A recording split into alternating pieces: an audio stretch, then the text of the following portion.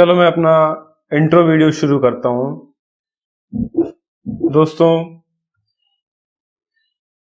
देखो, जब टैली को शुरू करेंगे तो कुछ ऐसा लोगो बन के आता है। टैली को ओपन करते टैली ओपन होते थोड़ा सा टाइम लगेगा। ओपन होते ही आप देखिए थोड़ा सा टाइम लग रहा है। यहाँ पे एक वार्निंग दे दी मैंने, एक TDL इंस्टॉल किया, कुछ उसमें एरर्स हैं इसलिए वो उसको ले नहीं रहा है। देखिए मेरे पास बहुत सारी कंपनियां हैं, मैं टैली प्राइम का सिल्वर वर्जन यूज कर रहा हूँ और कुछ चीजें जो बहुत ही एकदम ERP से एकदम अलग हो गई हैं, टैली ERP 9 से एकदम अलग हो गई हैं, उन चीज़ों पे मैं बात करूंगा। लेकिन पहले तो हम ये सीख लेते हैं, कुछ जो बिगिनर हैं उनके लिए हम ये सीखते हैं कि हम टैली में कंपनी बनाएंगे कहाँ, कैसे बनाएंगे और कैसे काम करेंगे। तो दोस्तों हमको नई कंपनी बनाने के लिए यहाँ पे प्रेस करना है Alt K। कहीं भी आप किसी भी उस पे रहो, आप Alt K प्रेस करोगे, ठीक है। मान लीजिए मैं ये डेमो कंपनी खोलता हूँ, ठीक है। अब मुझे ये हुआ कि मुझे एक नई कंपनी बनानी है। तो आप देखो शॉर्टकट, जितने भी शॉर्टकट हैं टैली के शॉर्टकट के नीचे एक एक अंडरलाइन किया हुआ है, तो ये अल्ट बटन के साथ काम करते हैं, अल्ट के साथ काम करते हैं। तो अल्ट के दबाओगे आप तो आपको वो कंपनी मेन्यू खुल के आ जाएगा। कंपनी मेन्यू में खुल के आ जाएगा। देखो चलो मैं Alt K दबा देता हूँ, चलो ये हुआ Alt K, तो कंपनी मेन्यू खुल के आ गया। इसमें बहुत सारे ऑप्शंस दिए हुए हैं। पहला ऑप्शन है क्रिएट, दूसरा अल्टर, तीसरा change, select, shut, online access, connectivity, remote access, browse access, features, security, televault, online access, ये सब मैं बताऊंगा। लेकिन पहले इसकी बात छोड़ देते हैं और बात करते हैं क्रिएट की। हम कंपनी कैसे क्रिएट करेंगे। चलो मैं पहले कंपनी क्रिएट कर लेता हूं। एंटर किया, आपको देखो सबसे ऊपर लोकेशन दिखेगा। आपको जहां भी अपने कंपनी की लोकेशन देनी है, एक मैं आपको एक छोटा सा सजेशन देता हूं कि आप अपने कंपनी की लोकेशन कभी भी C ड्राइव में मत रखो, क्योंकि कोई भी समस्या होने पर चूंकि ये कंप्यूटर में कभी भी समस्या आ सकती है, तो उस चीज को आप C ड्राइव में मत रखो। आप जब अलग partition D drive, E drive में रखते हो डेटा को अपने, तो उससे वहां से आप अपने डेटा को रिट्राइव करवा सकते हो प्रोफेशनल के द्वारा। तो इसलिए मैं अपने डेटा को D ड्राइव में रखता हूं। आपकी जहां मर्जी हो रखो, और आपको सेलेक्ट कैसे करना है कि किस लोकेशन पे हमको जाना है। तो यहां से आप जो है देखो, जैसे आप पे क्लिक करोगे, यहाँ पे देखो ये सारे कंपनी के नाम दिए हुए फोल्डर, और मेरे देखो D:/data टैली डेटा /HP में इतने सारे फोल्डर्स हैं। इन फोल्डर्स में सारी कंपनीज बनी हुई हैं। हमें एक न्यू कंपनी क्रिएट करनी है, तो अगर हमें किसी दूसरे लोकेशन पर क्रिएट करनी होती तो हम अप करके जाते, फिर हम उसके ऊपर वाले फोल्डर में पहुंच जाते, अप पे क्लिक करते, फिर उसके ऊपर वाले फोल्डर में पहुंच जाते। अप करके क्लिक मतलब उसके पेरेंट फोल्डर में आप जैसे ही आप अप पे क्लिक करते रहेंगे, आप उसके पेरेंट फोल्डर में पहुंच जाएंगे।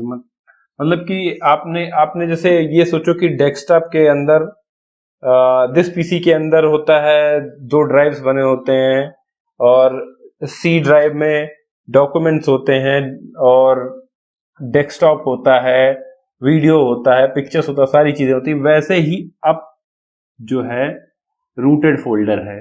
तो अब जो है ये क्या करता है, ये आपको वहां पे लेके जाता है जहां पे आपकी प्राइमरी पार्टीशन है। प्राइमरी पार्टीशन में से आप किसी एक को भी सेलेक्ट कर सकते हो। अब जहां भी आपको सेट करना है, आप लेके जा करके आप यहाँ पे जैसे D में आप बनाना चाहते हो, नहीं बनाना चाहते हो, मैं फिर से खोल लेता हूँ। आप डी में बनाना चाहते हो तो वेरी गुड है।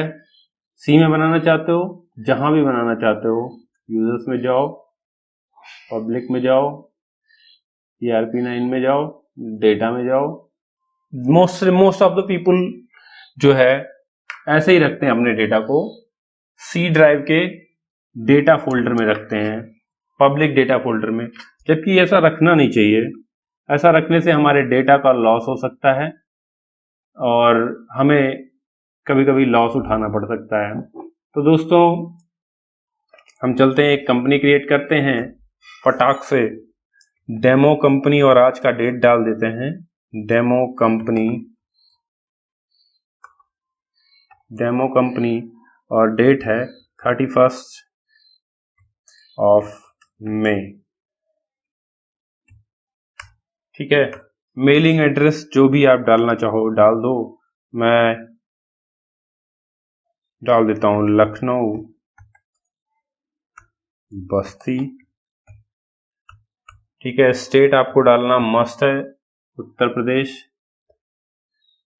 तो मेरा उत्तर प्रदेश है, बाकी आप लोग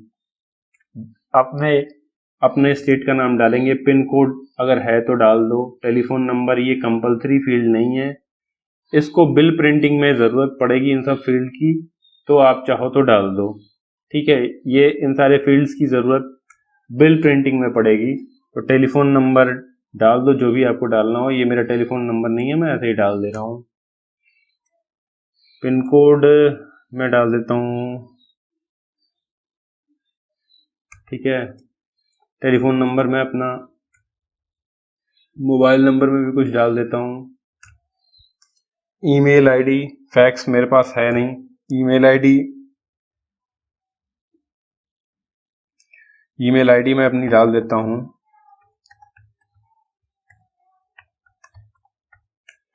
वेबसाइट मेरे पास है नहीं, अगर आपके पास है तो डाल दो। Financial year beginning from, financial year आपको काम कब से करना है, आपको जब से भी काम करना है उसी डेट के बीच, वहीं से स्टार्टिंग हुआ, जो 1 अप्रैल 2021 से ये बुक्स स्टार्ट होंगी, उसके पीछे की एंट्रीज आप नहीं कर पाएंगे अगर आपने ये सेलेक्ट किया। अगर आपने 1 अप्रैल 2020 सेलेक्ट किया तो आप इसके पीछे की भी एंट्री कर पाएंगे। और देखो, सिक्योरिटी लगाना जरूरी नहीं है, सिक्योरिटी लगाना कब जरूरी है मैं इसको भी आगे बताऊंगा। पहले तो आप सिर्फ कंपनी क्रिएट करना सीख जाओ। और बाकी देखो, बेस फॉर्मेट आपको रुपीस चाहिए, फॉर्मल नंबर INR ही चाहिए, सफिक्स सिंबल, अगर सिंबल को सफिक्स करना है मतलब रुपीस के सिंबल को, तो आप यहाँ पे एस प्रेस कर दीजिए। Add space between symbol and amount, yes. Show amount in millions, millions में शो करना नहीं, मिलियंस में अगर शो करना है तो यहाँ पे आप इसको इसको यस प्रेस कर। नंबर ऑफ डेसिमल पॉइंट, बहुत सारे लोग 3 डेसिमल पॉइंट तक काम करते हैं, तो इसको आपको 3 सेलेक्ट करना होगा। Word representing amount after decimal, पैसे, जो वर्ड होंगे डेसिमल के बाद वो पैसे को रिप्रेजेंट करेंगे। Number of decimal places for amount in words, तो जो वर्ड्स में होंगे वो 2 डेसिमल पॉइंट तक लेंगे। अगर आपको 3 चाहिए तो यहाँ पर 3 प्रेस कर दीजिए। ठीक है, एक बहुत ही इंपॉर्टेंट बात बताऊंगा, पहले तो आप छोटी छोटी चीजें सीखो, उसके बाद ये देखो आपका कंपनी क्रिएट हो गया। कंपनी क्रिएट करते ही आप एक दूसरे फील्ड पे आ गए। पहले जो ERP9 में था, ERP9 में क्या था कि आपने कंपनी क्रिएट किया, फिर आपको F11 प्रेस करके फीचर्स में जाना पड़ता था, फीचर्स में जाकर के ये सारे कॉन्फ़िगरेशन करने पड़ते थे। अगर किसी में ये कॉन्फ़िगरेशन नहीं आ रहे हैं तो आप, अगर किसी के लैपटॉप में अगर ऐसा आ रहा है तो आप सिंपली जाइए यहाँ पे शो मोर फीचर्स पे और इसको एस करिए और यहाँ शो ऑल फीचर्स को एस करिए। मेंटेन अकाउंट्स, अगर आप अकाउंट मेंटेन करते हैं तो इसको यस करिए। इनेबल बिल वाइज एंट्री, इसको यस करिए। कॉस्ट सेंटर की एंट्री करना है तो यस कर दीजिए, अदरवाइज नो कर दीजिए। अभी हम कॉस्ट सेंटर की बात नहीं करेंगे, इसलिए मैं इसको नो करके रखता हूँ। मेंटेन इन्वेंट्री, इसको यस करके रखता हूँ। Integrate account with inventory, yes. Enable multiple price level, इसको नो करता हूँ। अभी हम इन सब चीज़ों पे बात नहीं करेंगे। Use discount column in invoice, एक डिस्काउंट का कॉलम चाहिए हमें इनवॉइस में, ये मस्ट होता है, तो मैं इसको एस कर देता हूँ।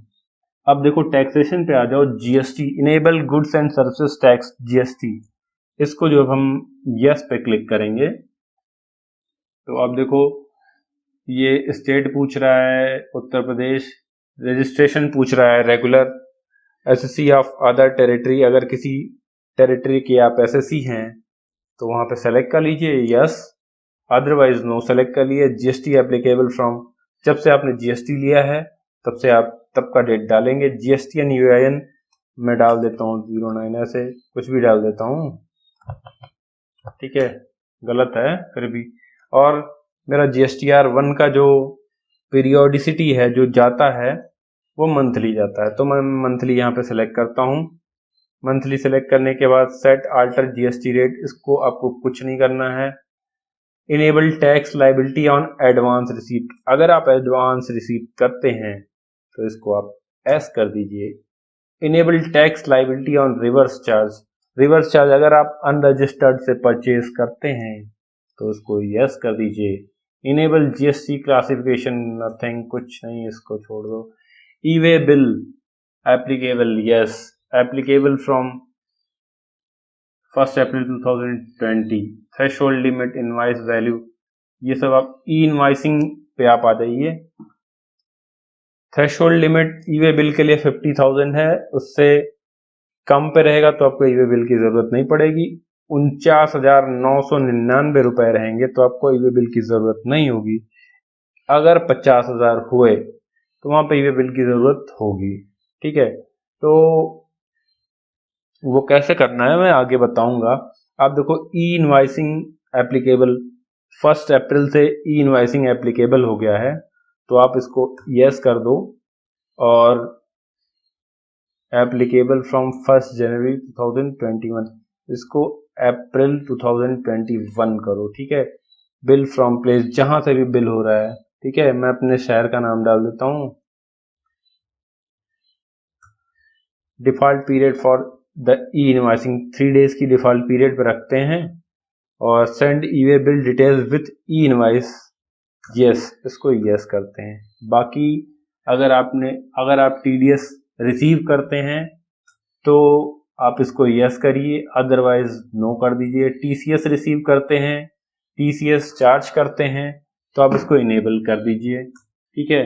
यहाँ पे 10 नंबर पड़ेगा, यहाँ पे भी कलेक्टर टाइप आप कंपनी है क्या है, इंडिविजुअल है, जैसा भी आपने टीसीएस का रजिस्ट्रेशन 10 का रजिस्ट्रेशन कराया होगा उस हिसाब से आप, अगर आपने 10 का इंडिविजुअल का रजिस्ट्रेशन कराया है तो आप इंडिविजुअल सेलेक्ट करेंगे और कलेक्टर ब्रांच, जो भी ब्रांच है आपकी वो वहां से आप, मतलब अगर आपका यूपी में है जो भी ब्रांच है वहां से कितना कलेक्शन हुआ, ठीक है, तो ये चीजें आप यहाँ से फिल कर सकते हैं, इनेबल कर सकते हैं टीसीएस को, और उसके बाद टीडीएस को भी इनेबल कर सकते हैं, ठीक है। मेरे पास एक्चुअली देखो यहाँ पे एक ऑप्शन आता है ignore IT exemption limit for TDS deduction, तो हम इसको यस करके रखते हैं क्योंकि इसमें activate TDS for stock item, yes, activate कर दो। और इनेबल वैल्यू एडेड टैक्स, मुझे नहीं लगता कि इसकी भी ज़रूरत अभी किसी को पड़ेगी, तो इसको आप नो करके रखो। इनेबल एक्सरसाइज, अगर एक्सरसाइज की कोई ड्यूटी पेड कर रहा है तो एक्सरसाइज का इम्पोर्टेंट नंबर आप यहाँ पे डाल दो, ईसीसी नंबर, सारे नंबर डाल करके डीएक्टिवेट फ्रॉम